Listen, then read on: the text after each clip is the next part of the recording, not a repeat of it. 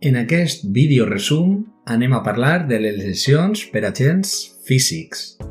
Abans de començar el vídeo voldria fer menció especial a Noelia, una de les alumnes que ha estat molt implicada i ha participat en totes les activitats d'una manera molt aplicada, i també anomenar a Ernest, a Maida i a Vicent Vila, perquè també han compartit amb nosaltres algunes sessions didàctiques i vos envie a tots un fort abraç.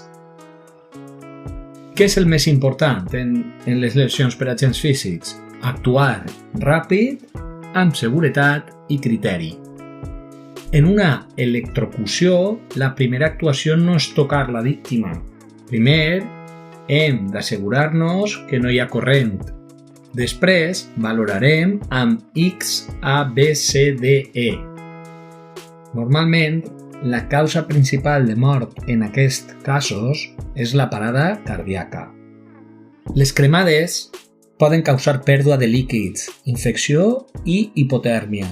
Davant una cremada, el primer és refredar amb aigua, no utilitzar gel, no rebentar les ampolles i després cobrirem la zona i evitarem la pèrdua de calor. Si no hi ha dolor, hem de sospitar d'una cremada profunda. Davant calor, identifiquem i actuem ràpid.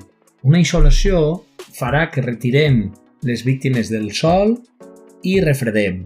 Un cop de calor és una emergència vital que requereix este refredament actiu i, per descomptat, demanar ajuda. Referent al fred, hem de saber que pot provocar hipotèrmia.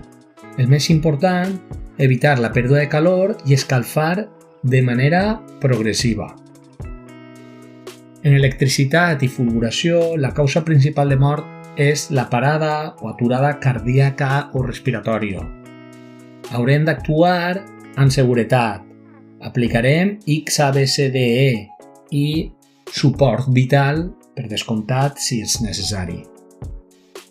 En radiacions, la prioritat és evitar contaminar-te. Primer descontaminem i després atenem la víctima. En alguns casos es requerirà d'evacuació. La protecció és fonamental. Recorda, seguretat per davant de tot. X, A, B, C, D, E sempre i actuar amb criteri. En les lesions per agents físics, primer protegeix-te, després actua.